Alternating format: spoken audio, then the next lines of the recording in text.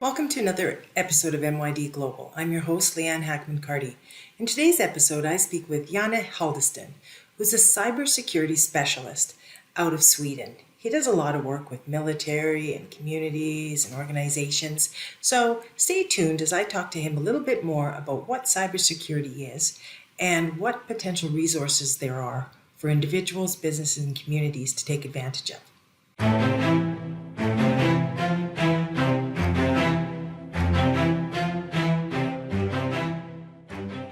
Hey, Yana, how are you today? I'm good, thank you. What about you? I'm good. Thanks for joining us today. Just before we get started on our topic, can you just tell the audience a little bit about yourself, your background? Well, my name is Janne, and I've been pretty much doing computers since an early age. And I quite early discovered what one could do with computers.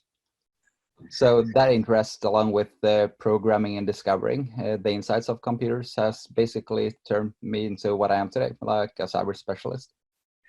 And you're located in Sweden. What part of Sweden? West coast of Sweden, quite close to Gothenburg. Okay, good. So what I wanted to talk about today was the whole issue of cybersecurity. I know this is something you focused on for a number of years. You're a specialist in it. So one of the things I know you're involved in, it's the CSFI. Can you just explain a little bit about what that is? Well, the CSFI is short for the Cybersecurity Forum Initiative, an organization that's a non-profit organization as such, that was founded quite many years ago by Paul de Souza. As it started off with being a LinkedIn group, where the number of group members grew quite rapidly. So currently we comprise of some 81,000 members. Wow.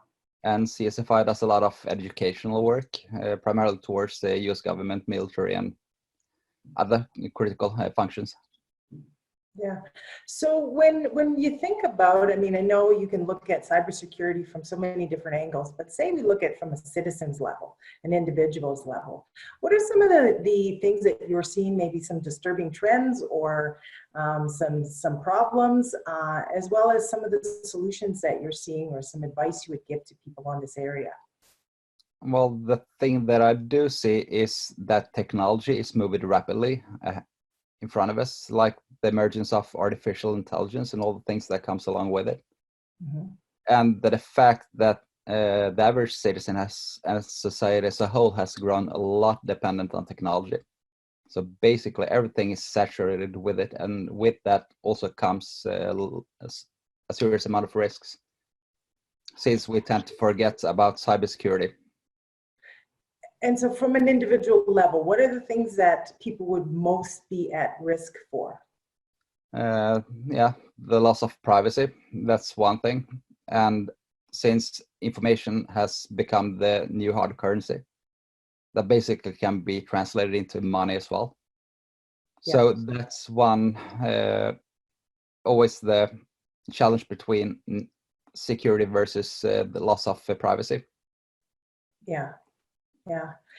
And so what's some of the work that you are doing, that you're involved in these days? Mostly involved in securing critical infrastructure, but also trying to contribute to society as a whole by helping out our government agencies, for instance, but also corporations into securing their business and their operations. And so from an infrastructure standpoint, are you speaking of their technology networks, or you're talking their physical infrastructure as well?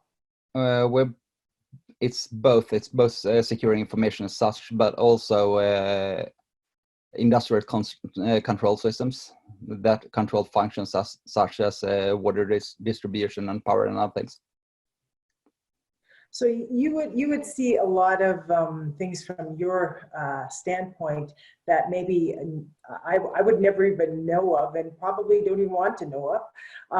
What are as we move forward as a society, what are you thinking, whether you're a business, an individual, say even a community? What are some of the things that we should really start planning for, to identify? You know, if you've got a risk, you got to mitigate a risk. So what are the things you would give as far as advice on this topic? One of the advice I would give is never leave home without a backup plan. Even though we have a functional society where we have grown used to having things such as internet and cell phones and other things around us, that can be taken away so easily. So it's always accounting for that risk. And like if you lose power, for instance, due to a cyber attack, you should be able to prepare for that kind of situation as well. Yeah, I think increasingly, traditionally businesses didn't have their stuff backed up to the cloud, and now I think more and more people are backing up off-site, and hopefully that's helping them somewhat with their business continuity. But I guess, even the hackers are becoming more and more sophisticated. So I think most people function in an environment of trust, and they don't think something's going to happen to them until it does, and it can cripple, organizations. I would assume, I'd assume places like the military would have a pretty robust system in place to guard against cyber attacks. Am I correct on that, or?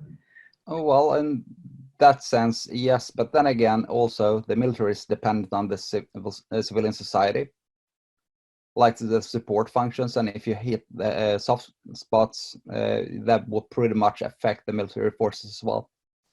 Yeah. So an attack, like if you regard hybrid warfare, for instance, and non-linear warfare, that's a threat that basically targets the entire society rather than the military parts.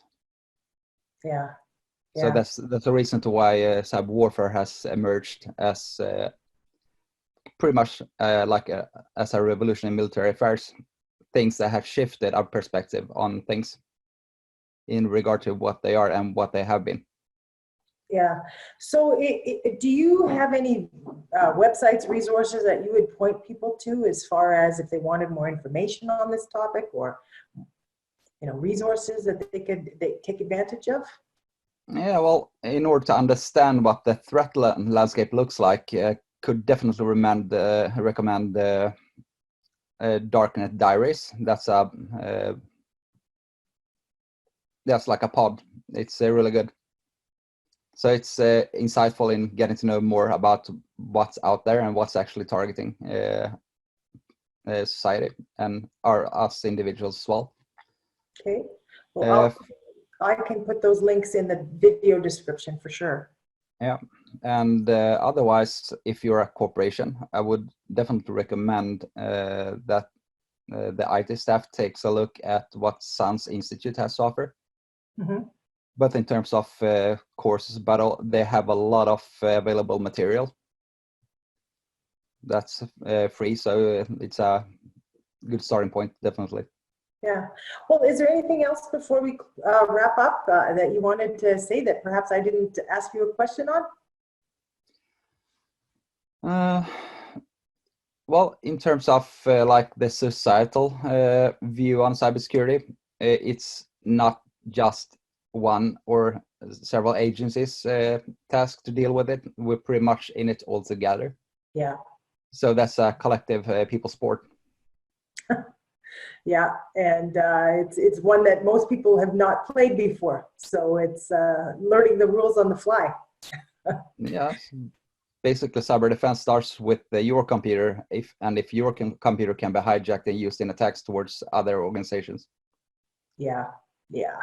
Well, thank you so much for taking the time to speak to me today about cybersecurity, and especially some of the stuff that you're seeing in your work. And in the interim, stay safe. Thank you. Okay. Bye-bye.